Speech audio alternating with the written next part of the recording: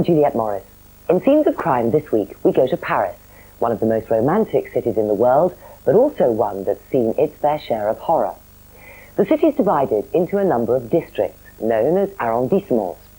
Later, we'll hear how the artist quarter of Montmartre in the 18th arrondissement was home to a couple of seedy murderers who brought terror to the streets of the city.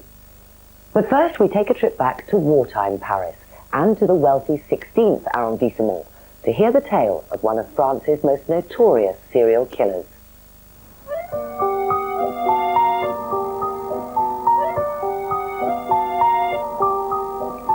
The 16th arrondissement is the chicest area of Paris, possibly the last place you'd expect to uncover one of the most macabre events in France's history.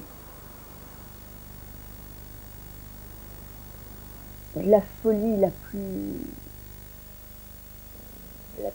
It was madness on a terrible scale. These were the crimes of a man one can only describe as a lunatic. Les crimes d'un fou. A madman of the most sadistic kind.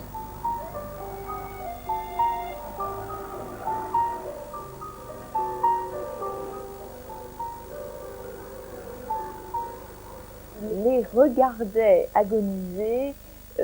He watched them die in agony under the effect of deadly gas, which he piped into the room.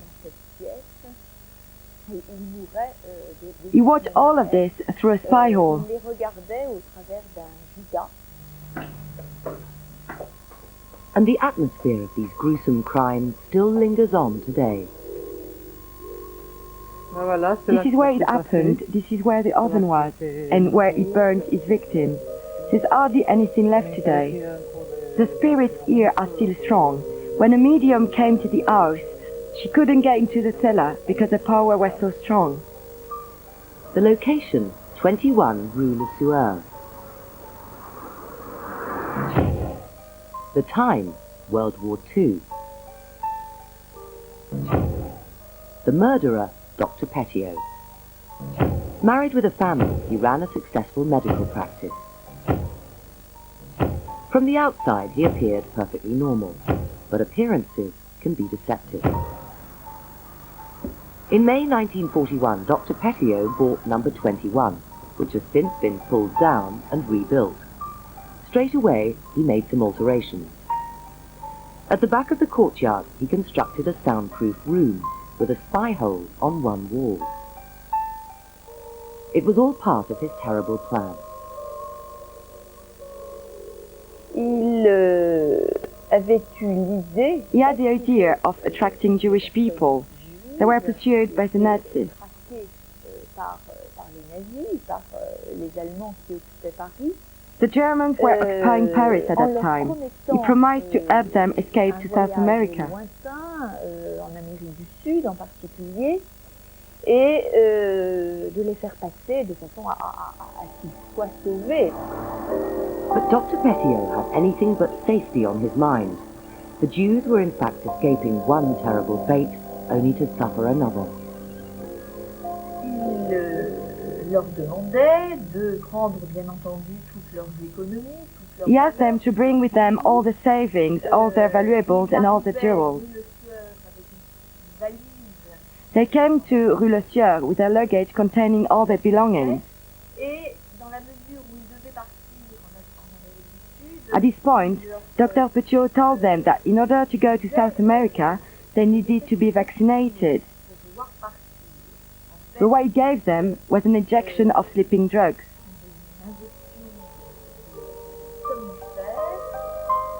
After they'd succumbed to the fatal effects of the drugs and gas, Petiot's victims were lowered into a lime pit by pulleys. At least 20 people, though probably many more, met their deaths in this way.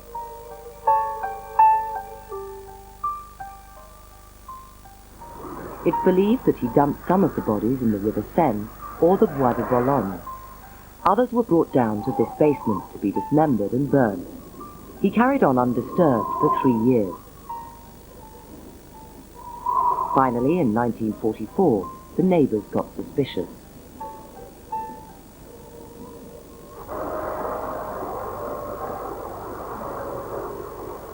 Il remarque un feu de cheminée. They noticed fire coming from the chimney, an absolutely disgusting, awful stinging smell.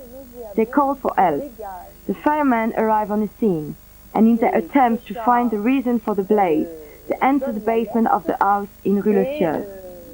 Les pompiers.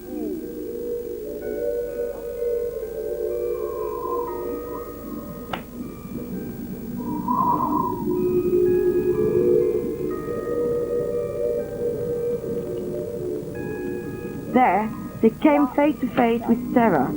Body parts spilling out of the boiler, decapitated bodies, a lime pit containing other bodies. It was absolutely terrible. Dans lequel il y a d'autres cadavres, enfin, quelque chose d'épouvantable. As well as the human remains, 47 suitcases belonging to Petiot's victims were found in the house. The doctor himself was nowhere to be seen. The hunt was on. How he'd got away with such a massive crime in the paranoid atmosphere of occupied Paris beggars belief. Tout le monde s'inquiète à Paris dans ces années-là. Les concierges dénonçaient, Everyone was frightened in Paris at that time. If a neighbor saw something suspicious, they would often go to the Nazis or the military police. Il y avait quelqu'un un peu bizarre à côté d'eux. On dénonçait aux Allemands, on dénonçait à la milice de façon extrêmement fréquente. Alors, How Dr. Petiot managed to commit all his crimes without being noticed by the neighbors is impossible to understand. Du voisinage pendant si longtemps, je ne vois pas vraiment d'explication. 2 months after the liberation of the city in October 1944, Petiot was caught, disguised as a member of the resistance. Tried at the Palais de Justice, he was charged with 20 murders, though he boasted of 63. Estimates have put the profits from his terrible trade at well over £1 million. Le tout Paris s'est déplacé à l'occasion du procès. C'était vraiment The whole of Paris was at the trial. It was really a sensation. Petiot, c'est devenu un spectacle. Petiot put on quite a show. He was defended by one of the most famous barristers of the time. But despite his professional skills, he couldn't get his client off. Malgré toute sa compétence, n'a pas réussi à défendre. He pleaded diminished responsibility, but it was not accepted. Jusqu'au bout, l'irresponsabilité n'a pas été déclarée comme telle. Petiot was sentenced to execution by guillotine, the method used in France until the abolition of the death penalty in 1981. But what could have driven him to carry out these dreadful crimes? Il a commis ce meurtre, pourquoi? Pour des raisons. He committed these murders for many different reasons. Il y avait aussi Certainly for profit and also partly for sadistic pleasure. He has never been proven to be anti-Semitic. I think he took advantage of the fact that the Jews were being persecuted. L'opportunité que lui offrait la possibilité d'attirer des personnes juives. C'était celles que l'on traquait. During the war, countless acts of horror and violence were perpetrated by the Nazis across Europe. But no one would have guessed that similar horrors could have happened in the heart of Paris. With Dr. Petiot's execution towards the end of the war, the reign of one of France's most horrific serial killers was brought to an end. After the break, an equally brutal wave of murders which terrorized Paris, only they happened much more recently.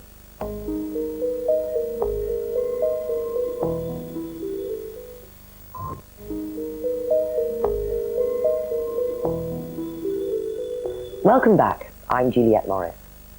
Montmartre in the 18th arrondissement is one of Paris's favourite tourist haunts.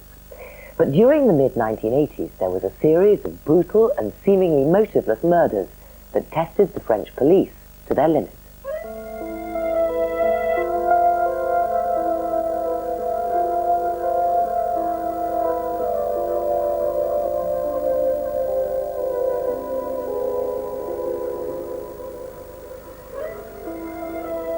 C'était choquant dans la mesure où toutes les victimes étaient des personnes d'environ 80 ans. It was shocking because all the victims were very old, aged around 80.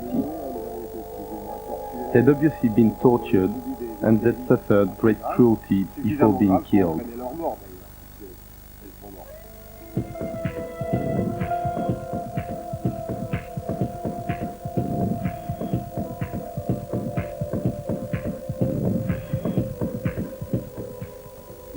We were totally in the dark.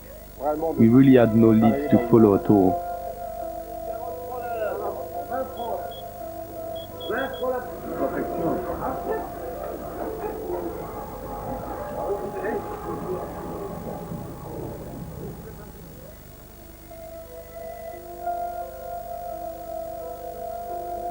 Everybody was traumatized. The Minister of the Interior was questioned about security in Paris. There were demonstrations, and it was a matter of great concern to everybody. The story begins in the 18th arrondissement during the mid-1980s. A series of horrific murders of old people sparked a massive police operation. Now retired, Detectives Jourdain and Robier were at the heart of the 3-year inquiry. The gruesome nature of the crime meant the attackers became known as the monsters of Montmartre.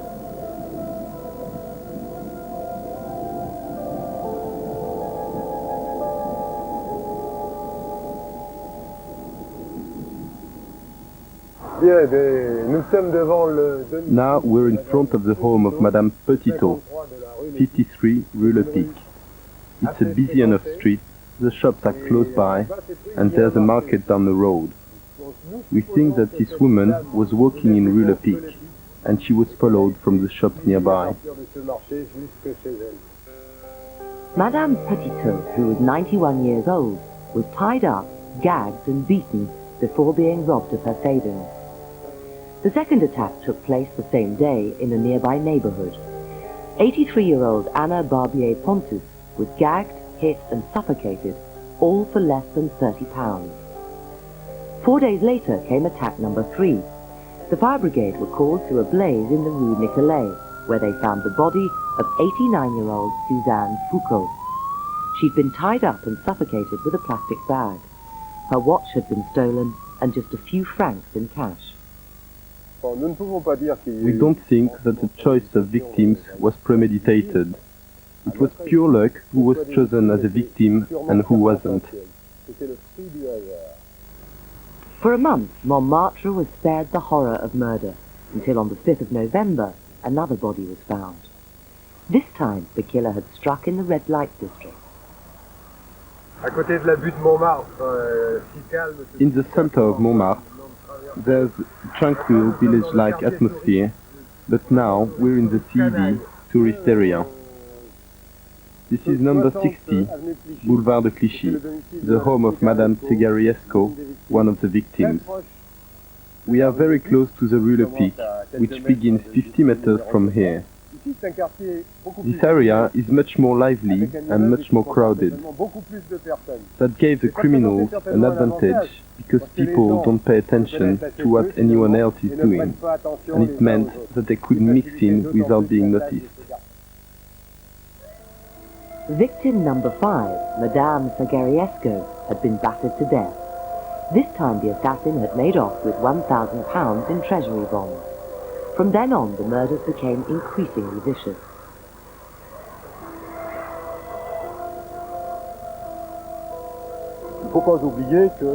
In one case, the murderer forced his victim to drink caustic soda, a domestic product used for unblocking pipes, before killing her.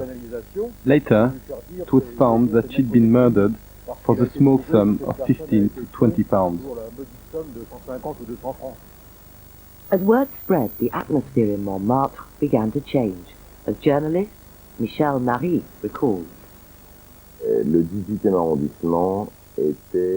18th arrondissement was gripped by total panic. Elderly people in the area were terrified. When we, as journalists, went back there a few years later, to look at the crimes again, people were still really scared.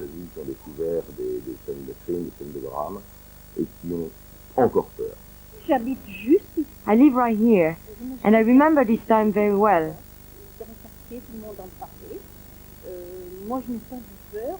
I wasn't scared, but most people were really anxious, and I have to admit that sometimes I checked to see if there was someone behind me.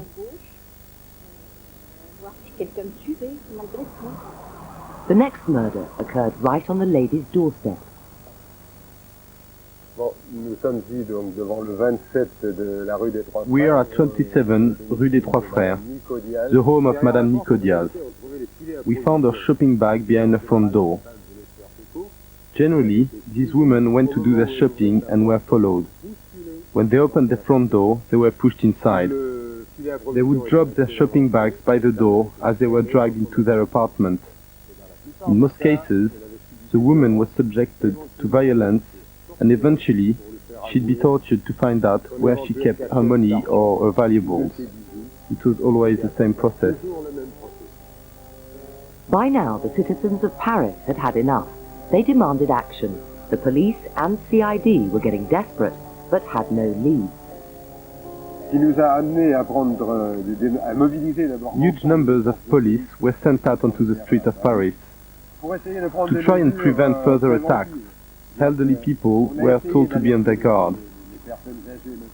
Police officers watched the old women when they went shopping in the market to see if anyone suspicious was following them. Then in November 1984, the killings suddenly stopped. For a year, Montmartre was quiet. Then in December 1985, they began again, with 7 murders across the city in 6 months. Once again, Paris was terrified. In November 1987, there were 3 more attacks, but this time it was different. One of the victims survived, and she was able to give the police a description of her attacker. Progressivement, nous étions. Bit by bit, we managed to create an identikit picture of the suspect. And it was thanks to this picture that in the end we managed to catch him. This identikit picture showed a tall black man with blonde-colored afro hair. It was such an unusual description that the suspect wasn't hard to find.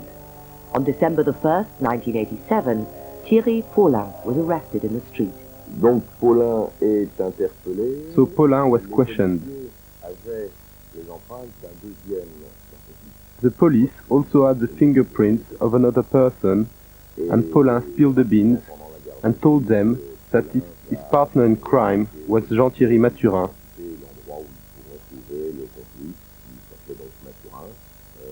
They lived together, committed crimes together. They were a couple of murderers.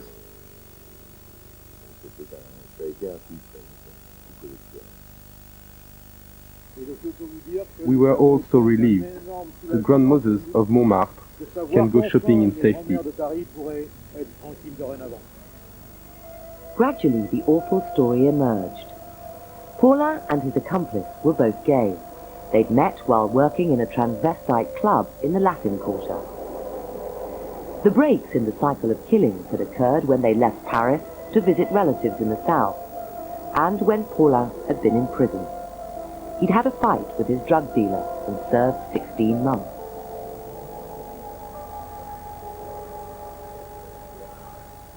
Ils menaient une vie dissolue.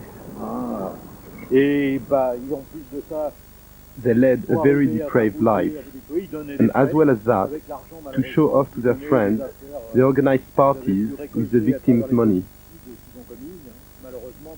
Unfortunately, they didn't find much of any value at the places where they killed and robbed, because the people that they stole from weren't at all rich. pour la plupart, étaient des gens en conditions plus que modestes. The pair had lived in various hotels around Paris, including one near Montmartre. Some of the murders had been committed by both men, others by Paulin alone. It seemed that the 18th arrondissement wasn't chosen at random. quartier populaire où il ne faut pas oublier qu'il était de race It's noire. a very lively area where there is a large mix of races. If it had happened in the 16th arrondissement, where most people are white, he would have been caught much earlier. He managed to mingle with the crowd in Montmartre and the 18th arrondissement. While he was in prison awaiting trial, it was discovered that Paulin had AIDS. Some felt this explained his recklessness.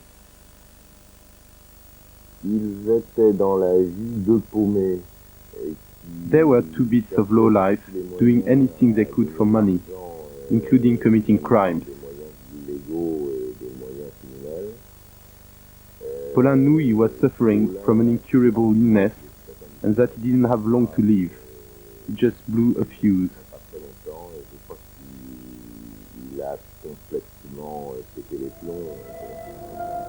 Paulin was accused of 18 murders and 1 attempted murder, but he was never sentenced. Just before the trial was due to start, he died. For his part in 8 murders and 1 attempted murder, Thierry was sentenced to life. At last, after 3 years of living in fear, the elderly of Paris and Montmartre could live in peace. Well, even the most romantic of places can shelter the most appalling of crimes. Join me next time when we'll reveal more scenes of crime and the stories that lie behind them.